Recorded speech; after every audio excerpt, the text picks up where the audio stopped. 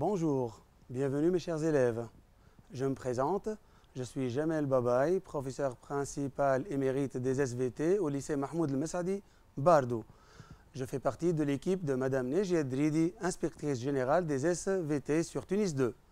Dans le cadre du thème de la reproduction et santé et le chapitre 2 de la fonction reproductrice chez la femme, je vous présente aujourd'hui le cycle sexuel chez la femme.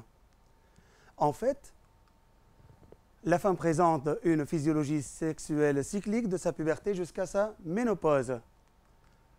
Les règles ou les menstruations sont l'un des signes de puberté les plus remarquables.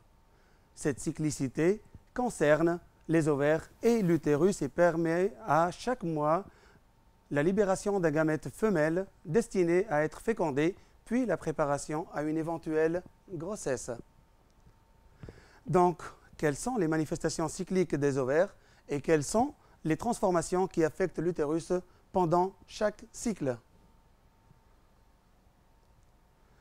Donc, pour cette séance d'apprentissage, on évoquera un rappel sur les différentes structures ovariennes, une identification des phases du cycle ovarien et de l'ovulation, le cycle de température, une identification des phases du cycle utérin avec présentation des manifestations cycliques au niveau des différentes parties de l'utérus et on terminera par des évaluations. Donc, on commence par un rappel sur les structures ovariennes que vous avez déjà vues dans des séances d'apprentissage précédentes. Donc, la coupe schématique de synthèse d'un ovaire montre dans la zone corticale ovarienne un ensemble de follicules primordiaux formés chacun par un ovocyte 1 entouré par quelques rares cellules folliculaires, des follicules primaires formés aussi par l'ovocyte 1 bloqué en prophase 1 entouré par toute une couche de cellules folliculaires. Ces deux follicules existent depuis la vie fœtale. Donc, la fille est née avec un stock de follicules primordiaux et primaires. À partir de la puberté apparaissent, comme vous l'avez déjà vu, les follicules secondaires formés chacun par un ovocyte 1 bloqué en prophase 1 entouré par plusieurs, 2 ou 3 couches de cellules folliculaires avec les tecs à l'extérieur. Ensuite, le follicule tertiaire, on l'appelle aussi follicule cavitaire puisque ce sont les premiers follicules qui présentent des cavités folliculaires remplis de liquide folliculaire sécrété par les cellules de la granulosa. Ici, le follicule mûr, qui est le follicule de De Graaf, caractérisé par une grande cavité folliculaire ou antrome, qui met, avec les cellules de la granulosa, le gamète femelle à une position excentrique. On y trouve là-dedans, le gamète femelle, soit un ovocyte 1 en prophase 1, si on est à 1 ou 2 jours avant l'ovulation, soit si on est à quelques heures avant l'ovulation, on retrouve l'ovocyte 2 bloqué en métaphase 2, l'état avec lequel il est expulsé. Ensuite, le follicule mûr rompu qui expulse le gamète femelle. Ici, nous observons un corps jaune. D'ailleurs, le nom jaune, puisqu'il a un aspect formé par un amas cellulaire, des cellules de couleur jaunâtre entourées par une enveloppe. Un corps jaune plus encore évolué. Et puis un corps jaune régressé. Donc, on passe purement dit au cycle ovarien. Observons les coupes d'ovaires à différentes dates, à partir du premier jour des règles, puisque par convention, un cycle commence toujours par les menstruations. Donc, le premier jour du cycle, au 8e jour, on observe dans la coupe de l'ovaire un ensemble de follicules primordiaux et primaires, un grand nombre de follicules primordiaux et primaires, et puis des follicules cavitaires ou tertiaires de petite taille, et un seul, vraiment, qui est plus gros, c'est le follicule tertiaire dominant. Voici la coupe réelle en observation microscopique à faible grossissement. Au 12e jour, on observe en plus des follicules primordiaux et primaires et secondaires, le follicule mûr de De Graaf qui est saillant au niveau de la paroi ovarienne. Voici la coupe réelle et voici le follicule mûr. Au 14e jour, l'ovulation. Donc on observe toujours, en plus des follicules primordiaux, primaires et secondaires, un follicule mûr rompu qui expulse le gamète femelle et voici l'observation réelle. Au 21e jour, on observe cette masse jaunâtre, le corps jaune, en plus des follicules primordiaux, primaires, secondaires qui sont toujours présents. Et voici l'observation réelle et voici le corps jaune. Donc les 4 coupes montrent des follicules primordiaux, primaires et secondaires. Donc la croissance d'un follicule tertiaire en follicule mûr et l'ovulation font bien évidemment partie du cycle ovarien. Analysons ce schéma explicatif de la cyclicité de l'activité des ovaires.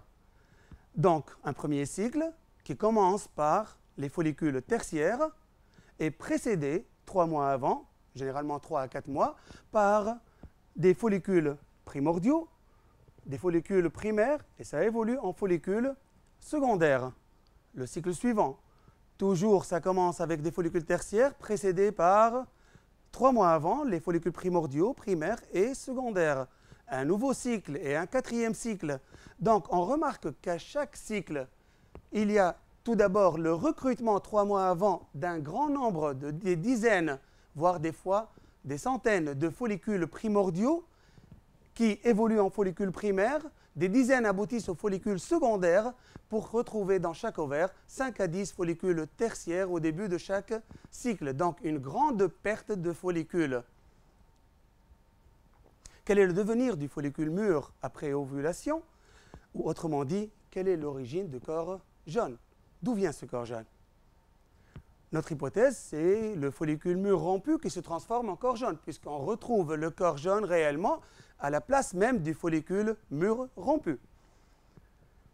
Comparons ces deux structures. Voici le follicule de De Graaf et voici le corps jaune. Les points communs pour commencer une comparaison, les similitudes, les deux présentent les deux tecs externes qui enveloppent les deux structures, la tech interne et la tech externe, avec le même aspect cellulaire. Pour le follicule mûr, il est formé à l'intérieur des cellules folliculaires qui forment la granulosa. Pour le corps jaune, des cellules lutéales légèrement plus volumineuses et jaunâtres. Le follicule mûr présente une grande cavité folliculaire appelée antrome, d'ailleurs on l'appelle aussi le follicule antral, et puis cette cavité est petite, plissée dans le corps jaune. La présence d'un gamète excentrique au niveau du follicule mûr et l'absence de gamètes au niveau du corps jaune. Donc, on peut dégager que les parties communes entre les deux structures, principalement les deux tecs, ainsi que l'absence du gamète dans le corps jaune, prouvent que ce dernier provient du follicule mûr rompu. Et notre hypothèse est donc vérifiée. Regardons de près ce qui se passe pendant un cycle ovarien. Donc le cycle, comme nous l'avons déjà vu, il commence par le recrutement d'un certain nombre de follicules tertiaires qui augmentent de taille avec l'augmentation de la taille des cavités folliculaires et même des cellules folliculaires par des mitoses. Seulement le follicule dominant, le follicule tertiaire dominant, aboutit à la formation d'un follicule mûr. Donc cette phase au cours de laquelle il y a évolution d'un follicule tertiaire de petite taille en un follicule mûr est la phase folliculaire, appelée aussi phase pré-ovulatoire. Ensuite, l'ovulation, donc qui est l'expulsion du gamète femelle par le follicule mûr rompu. À la suite de cette date, on va retrouver au 16e jour le corps jaune. Donc ce corps jaune, il est tout d'abord de petite taille. Ensuite, il va évoluer en corps jaune de grande taille le jour 21. En fait, le follicule mûr rompu se transforme en corps jaune, tout simplement, les cellules folliculaires vont accumuler un pigment jaunâtre, la lutéine, et ça va permettre à transformer les cellules folliculaires en cellules lutéales, tout simplement après les deux textes cicatrisent, et ça forme cette masse jaunâtre, le corps jaune. À la fin de ce cycle, le corps jaune dégénère. Bien sûr, on parle d'un cycle donc sans fécondation. Dans le cas de fécondation, le corps jaune ne dégénère pas, il persiste et il évolue en corps jaune gestatif pendant les premières semaines de la grossesse, les 10 premières semaines de la grossesse.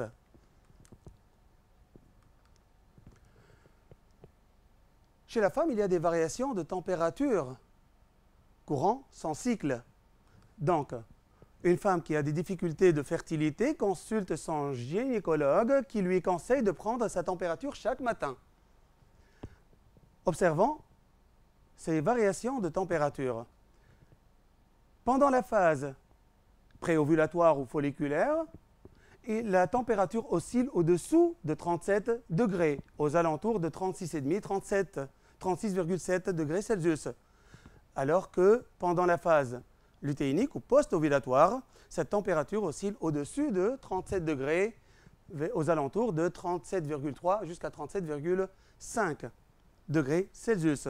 Donc, l'ovulation est marquée par une légère augmentation de la température.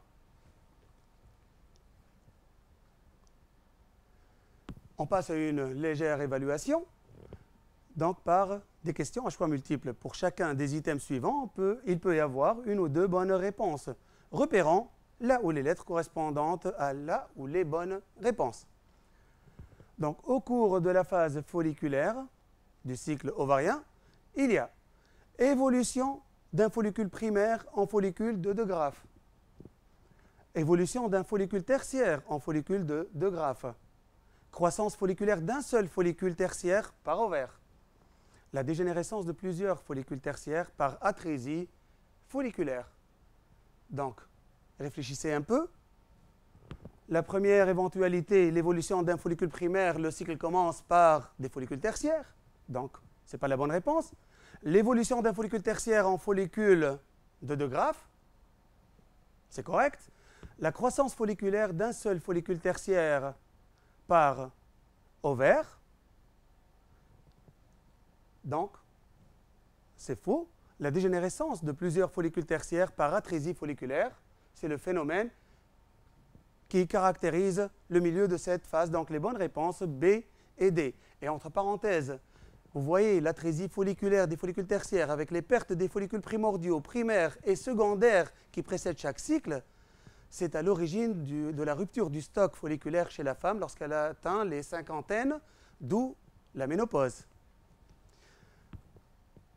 Donc la phase lutéinique du cycle ovarien a une durée de 16 jours pour un cycle long de 32 jours, a une durée de 18 jours pour un cycle long de 32 jours, a une durée toujours fixe de 14 jours, quelle que soit la durée du cycle, est caractérisée par la formation d'un corps jaune qui dégénère toujours à la fin.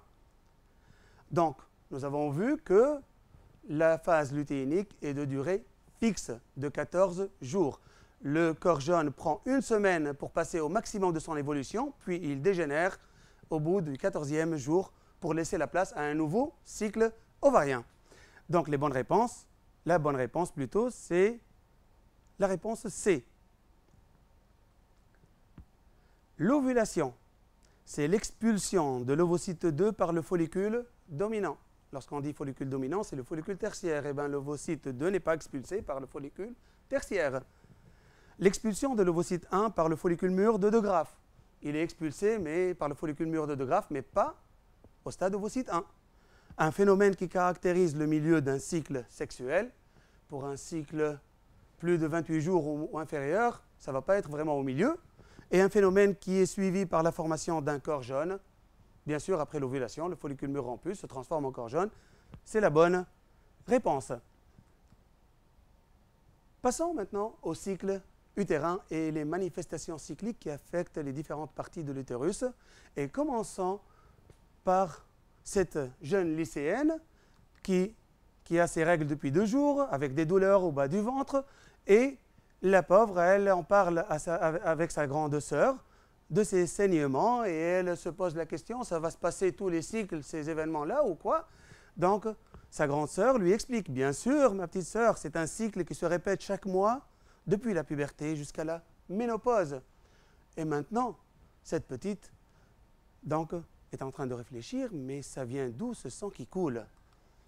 Donc, la périodicité des règles et le repérage de leur date sur un calendrier permettent de définir le cycle utérin. Quelles sont les manifestations cycliques au niveau de l'utérus, marquées particulièrement par les menstruations?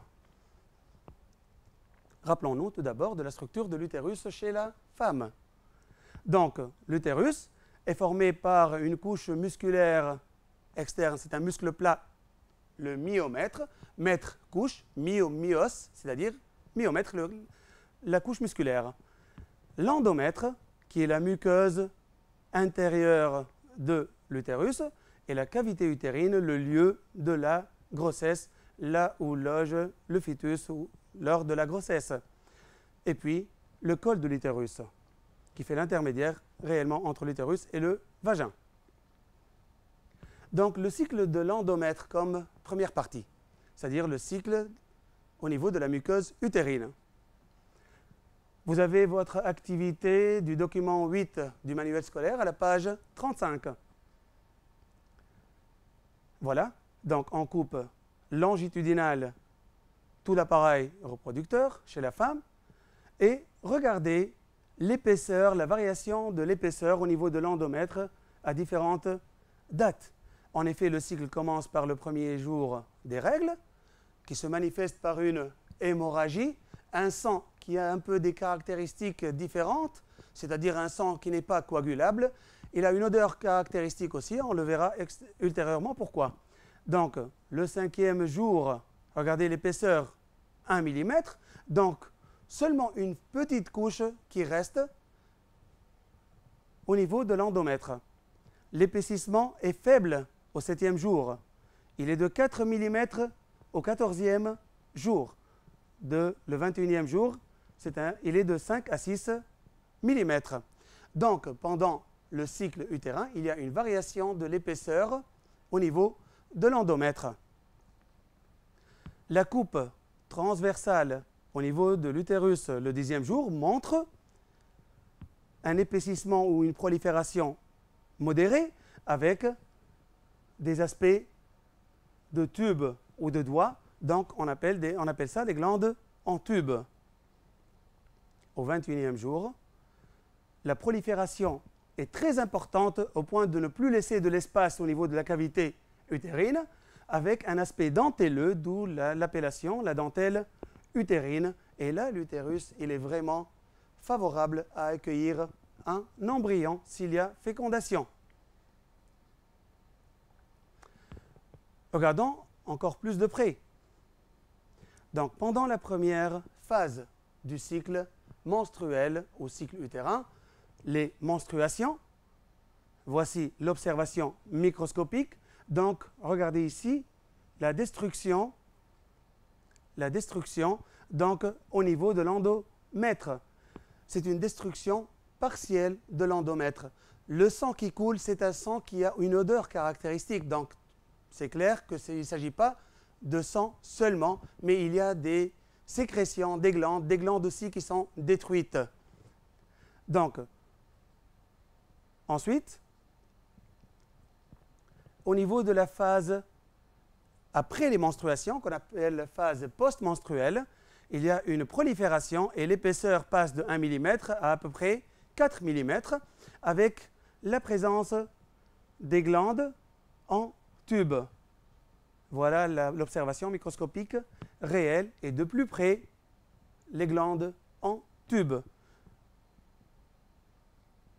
Donc, dans la phase qui précède le cycle suivant, pour la raison pour laquelle elle est appelée phase prémenstruelle, il y a formation des glandes sinueuses à partir des glandes en tube, donc une ramification des glandes qui deviennent sinueuses, les vaisseaux deviennent spiralisés, d'accord, et le milieu est très riche en vaisseaux sanguins et en glandes sinueuses, très ramifiées, un aspect dentelleux. Tout est favorable pour accueillir un embryon et c'est le rôle principal de cet utérus pour cette période.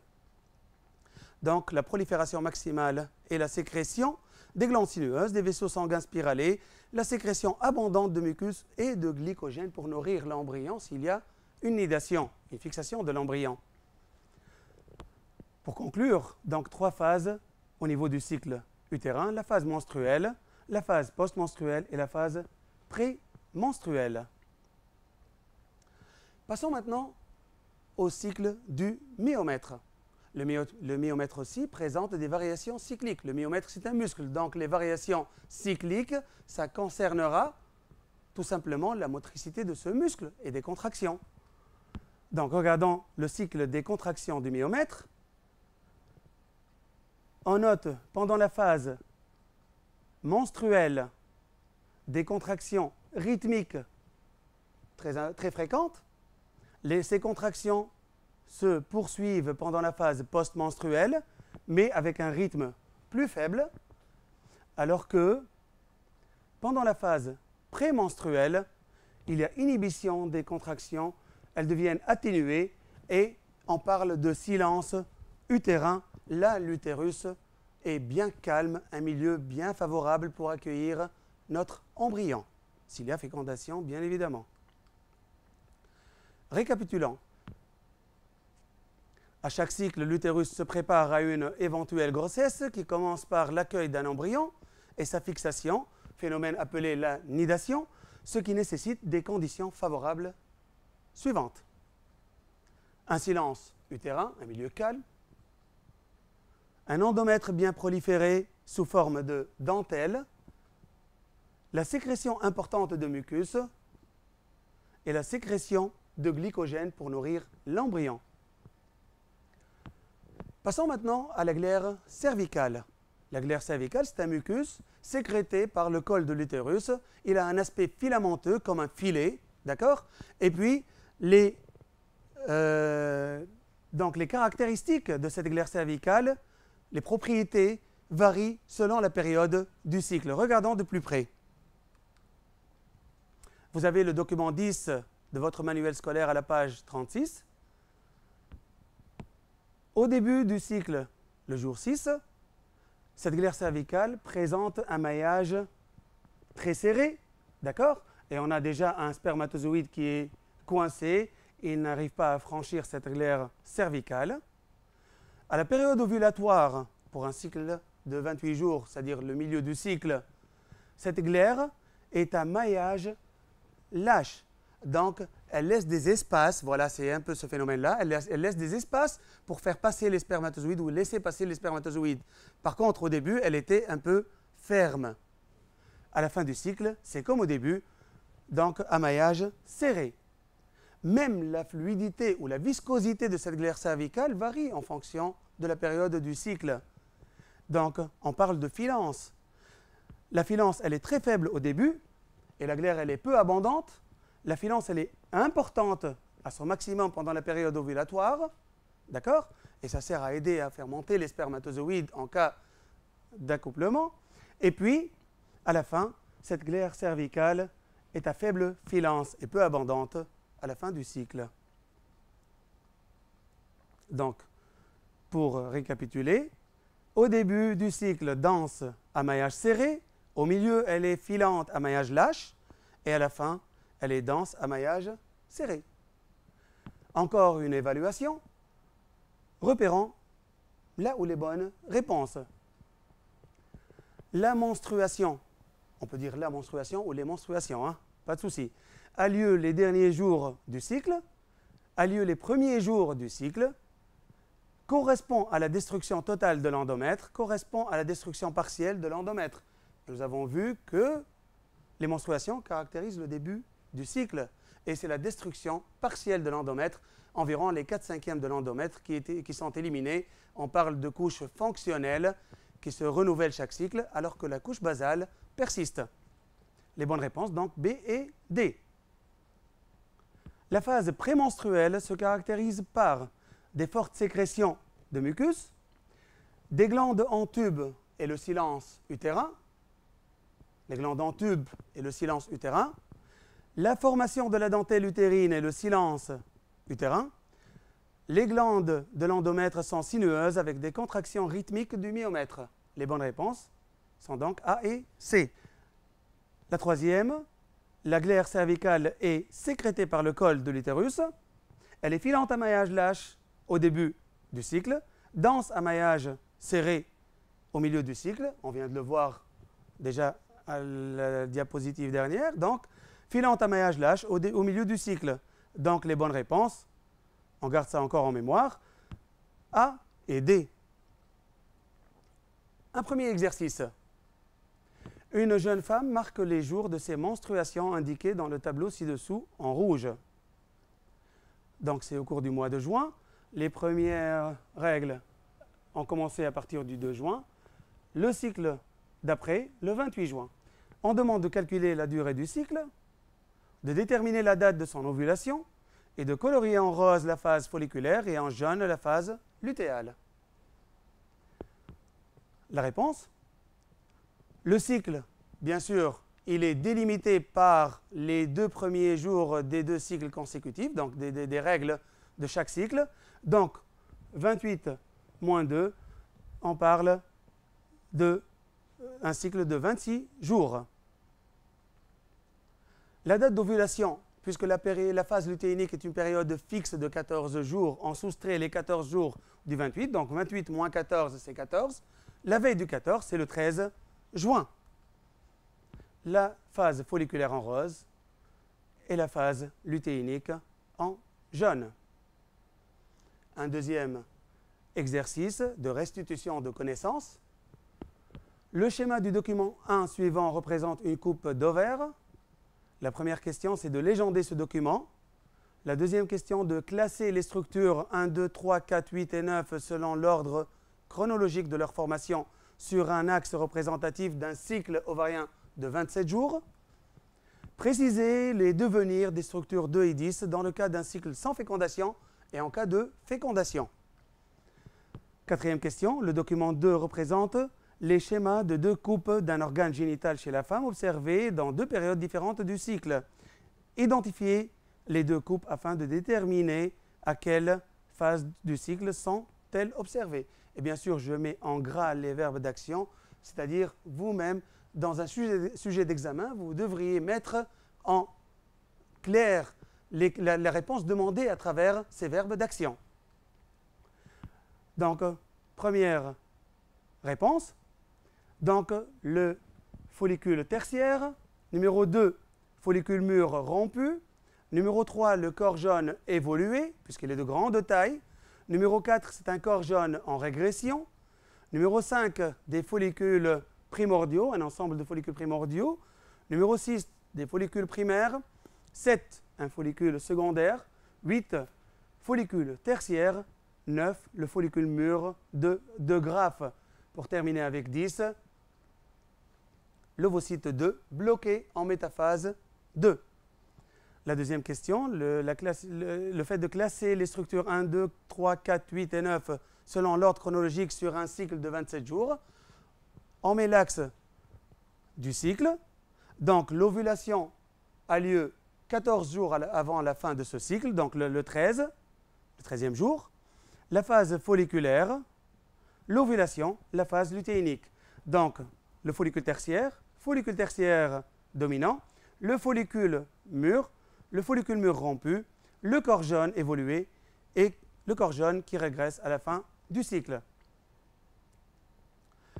Les devenirs des structures 2 et 10 dans le cas d'un cycle sans fécondation et dans le cas de fécondation. Donc, pour la structure numéro 2, le follicule mûr rompu, les cellules folliculaires vont accumuler cette substance jaune, ce pigment jaune, la lutéine, pour se transformer en cellules lutéales. Les 2 tecs vont se cicatriser, ainsi le corps jaune est formé, il va évoluer jusqu'au milieu de la phase lutéinique, et puis 2 destinées sont possibles, soit qu'il dégénère à la fin d'un cycle sans fécondation, soit qu'il persiste les premières semaines de la grossesse. Pour la structure 10, qui est l'ovocyte 2, bloqué en métaphase 2, il passe bien sûr dans la trempe, et aussi il y a deux possibilités. En absence de fécondation, il ne va pas achever la méiose et il va dégénérer donc après 48 heures. Et en cas de fécondation, il achève sa division équationnelle pour donner l'ovotide et expulser le premier globule polaire. Le deuxième globule polaire, pardon. Quatrième question.